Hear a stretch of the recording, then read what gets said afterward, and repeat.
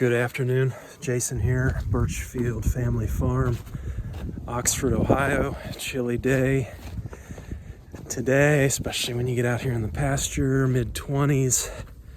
Breeze coming in though, feels like low 20s. It's that time of year, it is chilly. I've got a good word for you today, Tuesday, January 25th. This comes from Mark 4, 26 through 29. This is Jesus speaking. He also said, "This is what the kingdom of God is like. A man scatters seed on the ground. Night and day, whether he sleeps or gets up, the seed sprouts and grows, though he does not know how. All by itself, the soil produces grain. First the stalk, then the head, then the full kernel in the head. As soon as the grain is ripe, he puts the sickle to it, because the harvest has come." Words of knowledge, House of Sovereign, Cherokee Nation, the British are coming. We've had quite a time of it here last week or two, mid to late January. Always a tough time of year in Ohio here. We're pushing through, but not without some challenges. We'll bring you up to speed what we've been dealing with here. Okay, I think last time we did a video here, it was on sheep and hooves, and we have been fortunate here. Whatever we did there worked. We don't have anybody limping anymore. That's been good, but it's been a challenge here. Last week and a half, we've had a hawk swooping in and killing chickens, laying hens. Been dealing with that. We lost a beehive, and we've had some scouring here. Noticed some scouring in Petey, the bull calf, and then also a couple of sheep here. So this time of year, this is probably, I would say this is our most challenging time of the year to be doing this. It's, mid-winter.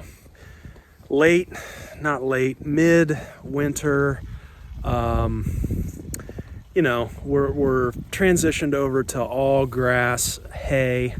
So we're trying to make this work on hay. It's tough to do. We found, especially when you've got animals that are lactating, nursing, like Emma. So we'll go over all this, but trying to push through this time of year. And it's right before that time where we hit maple syrup season. Maple syrup season is always a pick-me-up for me, because you get there, and of course temperatures have to be above freezing during the day, below freezing at night to make syrup. And that's just kind of that very, very, very first glimmer of hope of spring, right? When you get to syrup season. So I would say we're probably a week or two out here from syrup season, typically the end of January. Last year was pretty jacked up, though. We didn't get to it. Didn't have the conditions until February. So, this time of year, it's all about pushing through, trying just to keep everybody healthy. Let's go over here what we're seeing in the sheep, though. Okay, so you can see Sonny here's got a little bit of scour back there. That's somewhat dried up, though. He kind of goes in and out of that. But this is what is really concerning me over here, is we've got number 17 here. She's was born this past spring, so she's younger, and you can see she's dirty down the backside there, and you can also see just the way she's standing. Almost looks a little bit like white muscle disease is a deficiency in selenium, vitamin E. We have seen that before here, especially this time of year. So what we've done for that in the past is fed an herbal supplement combined with apple cider vinegar, and that cider vinegar has that selenium, vitamin E in it, and that really snaps them back. But you know, looking at her, especially this time of year, it's pretty unusual to see a barber pole worm out here with temperatures like they are. It can't really survive, but you know, it gets real cold, they get worn down, and then especially the young ones, you start seeing that first signs, typically the scouring. And so, you know, I would guess it's something more like a coccidia combined with a deficiency now. So she's eating, she's up and around, you know, it's not, you know, we're not terribly concerned. Again, look at how she's standing there. If you look up white muscle disease, you'll kind of see it's not so much a disease as it is just a deficiency. And so we will hit her, especially if we notice her getting any worse. I'm going to give her a day or two here and see. You know, what I mean by that is I'm going to be out here monitoring that manure, seeing that consistency. I want to see pellets. I want to see her recover. And, you know, it's all about getting her immune system to a place where she can fight that off on her own. Most of the other flock, you know, a little bit older, and they've been through this, and they've got that, you know, you call it immunity or just hardiness to push through. But it's those young ones we got to keep an eye on. Okay, kiddo's out here working with Petey in the halter today. You guys are doing good. But again, I'm struggling with him here recently with scours, and I'll probably do another video on that, just kind of what we've learned here and done with him. But I think we got him to a place now where he's pretty well recovered. Again, to monitor that, we'll be looking at the manure. It's all about the consistency. Scour just basically is diarrhea in animals, and he had it pretty bad. Got some ideas for, you know, why we encountered that. We may do another video on that, but I think we're bouncing back and monitoring his weight and temperature, and body temperature is normal, and his weight continues to increase by it's been at least a couple pounds a day when we've had him on the scale, so I feel good about that. What are we at? What's he at now, Sam? Was it 210 yesterday? 212. 212, about 70 days old here on him. So, you know, we'll continue checking in on him. Hey, bud. Yep.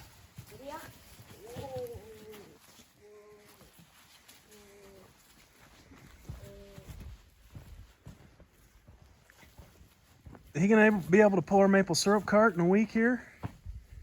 What do you think? I thought that was the goal. Maybe. A little more work, huh?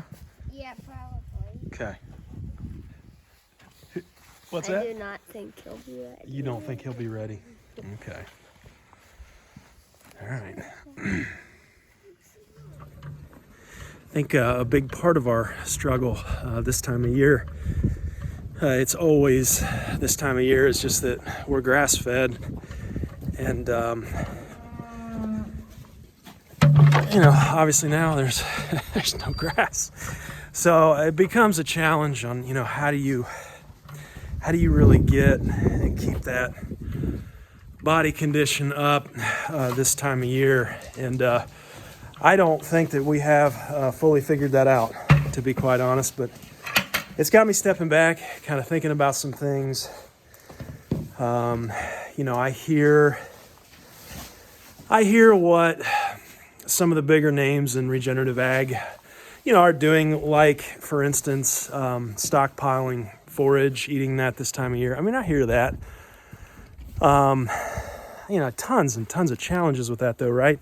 The major name doing that and has been promoting doing that is doing it on leased land, and you know, around here that's just really not an option, simply because you know, we have good ground around here, and if you're going to farm it out, it's going to be row cropped. You're not going to have it in pasture. That doesn't pay. We're kind of a unique situation here.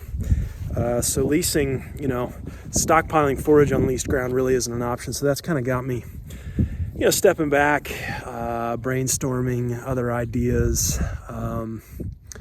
So we'll kind of keep you posted on what direction we go. I think a major mistake I made this year was not having our hay tested. I think I should have done that, just to get a protein content. You can monitor, at least with the cattle, watching cow pats, and they say when they pile up and get a little higher, you're not getting enough protein, and some of ours are, some aren't. I mean, I think the animals that we have that are not lactating are fine, are good.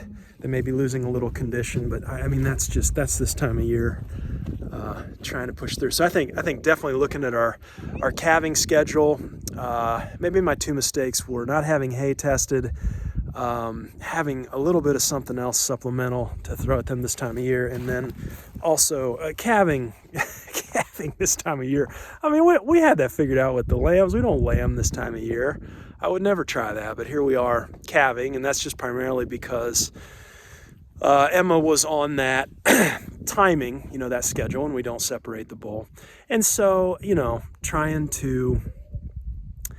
honestly, I think we're just demanding too much of her off of just grass. We're trying to, we were milking her. She's raising Petey. And also she's probably bred back already. So she's growing another calf inside of her, all off of grass hay. Come on, Jay. Probably unrealistic there. So we saw it. We saw a breakdown. We saw Petey start to scour. And so we stepped back. All right, we've pulled off the milking. Let's get him electrolytes. Electrolytes are very important with scour. Anyway, it's, as always out here, it's trial by fire. But when you figure it out, you've got it. You've had your hands on it, and that's the cool thing about it. So as always, learn from our mistakes. We'll keep putting it out there. Okay, one idea I did have back in the fall, and it was right at the end of October when we had leaves out the wazoo. I could watch the sheep interact with the sugar maple leaves that were dropping. It got me thinking, what if we tried ensiling some of those leaves. We've got a few blue barrels here. Everything's frozen. Got the hammer on it to get it open here, but that was right at the end of October. Chopped some of these up. Uncle G helped us on the mower, and packed them in here, stomped them down. I'm real curious if maybe they might get a little bit of nutrition. You hear the old timers talk about tree hay, and I don't know, I guess I kind of think through that, and it's like, you got a lot of branches, small branches, but the majority of what they would consume seems to me would be leaves. And they're all the time eating the leaves off, the honeysuckle and whatnot. So I thought, well, you do tree hay, you've got all the sticks. They're not going to eat all the sticks, so you're going to have a mess then to clean up. What if you just packed away the leaves? And heck, if it doesn't work, if they don't like it, we'll put it in with the chickens for bedding. So let's take some of this over to the sheep and see how they react. Okay, here come the sheep. They see we've got something in a bucket here. We might lure the cattle too, I don't know. Come here, sheeps. Look at this. Look at this. Huh? What do you think? A little something there.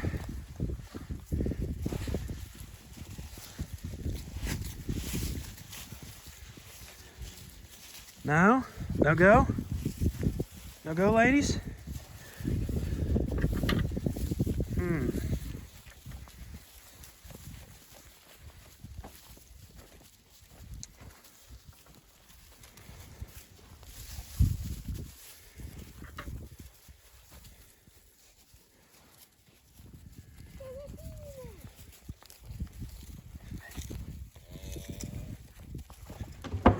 taking a look at our one of the 2 hives here that we were trying to overwinter, and yeah, not a lot going on. You can see the cluster down there. Our heater is still working, but for some reason the cluster is just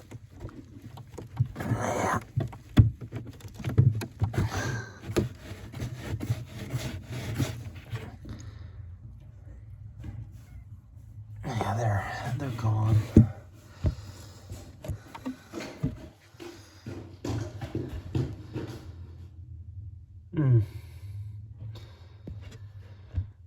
So, failed experiment here with, trying to get them through with a heater and feed. You can see they really didn't touch the last piece of pollen patty there for whatever reason. Sad. Okay. So coming in here in the coop, I'd like to show you something in regards to those leaves. I had a friend, and again, we've got everybody cooped up here, literally, because of the hawk attack. But I had a friend tell me, and you know who you are, to put leaves in our coop.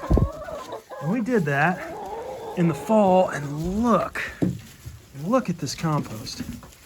I mean, this friend of mine, he takes all of his compost, leaves, yard waste, everything, and just packs it in the coop and lets them just manure and stir around. I mean, this is like, you talk about garden gold. Good night. I mean, that stuff is going to be amazing. Put that on pasture or garden. Leaves just before, when we weren't really putting bedding down, it was just really thick manure. It was heavy. This stuff here would be a delight to work with. Anyway, I'll definitely keep doing this, and maybe those leaves we tried to ensile didn't look like the animals were too interested, so I'll bring them over here. We'll continue to use this for bedding and making really, really good compost. I got a little section out here in the pasture that we've electric fenced off, and did that because cattle that first year had congregated around this tree for shade and just about darn near killed it.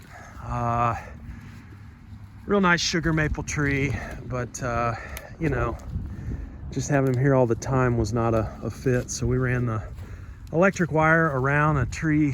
I sure hope it comes back. The side facing the east is pretty well gone, but it's still alive. But we kind of had a vision then to put some beehives back here, but I don't know, that didn't really work out. It's just something about the inconvenience. I have to come all the way out here with a suit and everything. So anyway, we've got this little section now, and we thought we'd just been chucking some stuff in here periodically. There's some elderberry growing in there somewhere. Little horseradish back in there. It doesn't look like much right now, but can you see it? You see it? Is that the elderberry? Okay, yeah. All right, yeah. So they still look alive? Yeah, there's buds on there. Okay, green on the ends. Cool. So yeah, we thought we'd just throw some stuff in the ground. We did garlic here, so. All right, so here's our little mini garlic patch we put in here. Pretty experimental, but this is a music variety. But you can see mid-January here, and we're up already. Here's another one. There's another one right here. Yep, there's another one there. All right. Yep, there's another one. And then there's one starting to come up. Starting to come up. All right. This is great. So we sowed these what? Late October, mid-October? Yeah, maybe. It may have been November. But yeah, garlic's one of those crops around here. We've never had garlic fail. Garlic has always done well every single year. Don't know why, but easy to grow around here.